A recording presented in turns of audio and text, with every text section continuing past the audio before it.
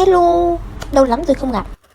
Mở màn cho chiếc clip hôm nay sẽ là Sasaki và Miyano tập 6.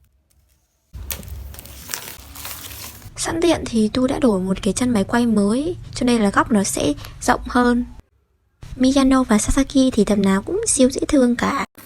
Tiếp theo là một chiếc clip tôi đã ỉm từ tháng 11 năm 2022. Giờ đó là lục lại mới nhớ là có clip này luôn đấy, chứ cũng không nhớ đâu. Đây sẵn tiện thì cái bộ Blue Flag của tôi đã hoàn thành rồi. Blue Flag sợ luôn, phải gọi là một bộ truyện siêu chất lượng từ nhà xuất bản Kim Đồng. Nội dung cho đến cả hình thức cũng rất là đẹp. Chung là tập nào cũng sẽ có một cái này là cái gì quên rồi. Trời đất ơi, cái gì ý, tôi không nhớ lắm. Photo strip à? À đúng rồi, photo strip ấy. Lý do là mình không mua chuyện nhiều, cho nên là không có clip cho mọi người coi. Dạo này thì cũng không có chuyện nào mà mình muốn mua cả, ý là không có hợp gu ấy.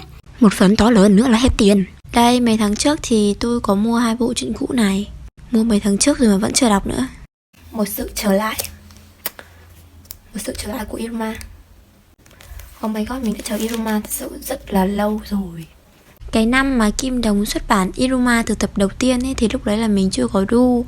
Đấy, thế cho nên là mình chỉ mua được có mỗi 3 tập trước đấy thôi. Riêng tập 7 thì để có được cái Stanley ấy, thì mình đã phải mua mắc hơn. Mình rất là mê Iruma của tập 7 này luôn ấy. Mỗi lần mà Iruma hắc hóa là tôi sẽ trời đất ơi. Đây, kể luôn câu chuyện về cái poster này. Lúc đầu mình có săn online ấy, nhưng mà săn hụt. Nhưng mà vô tình mình thấy có một bạn comment ở trên fanpage của Kim Đồng là sẽ đổi địa chỉ free ấy. Cho nên là trời ơi, tôi đã phải hốt nó ngay lập tức. Quá là mỹ mãn và xinh đẹp luôn. Cảm ơn bạn kia rất là nhiều. Quá là xinh luôn. Machiko nè. Ima. À đây, lớp cá biệt với cả các sư phụ của mình.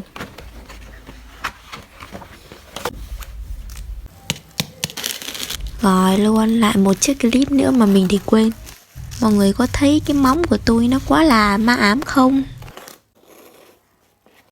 Quay lại chủ đề chính thì đây là box set Anohana. Bộ này nó nổi từ đời nào luôn ấy đó mà bây giờ mới mua. À đúng rồi, bộ này thì cũng có cái kết kiểu tình bạn mà nó chia rẽ chia buồn ấy.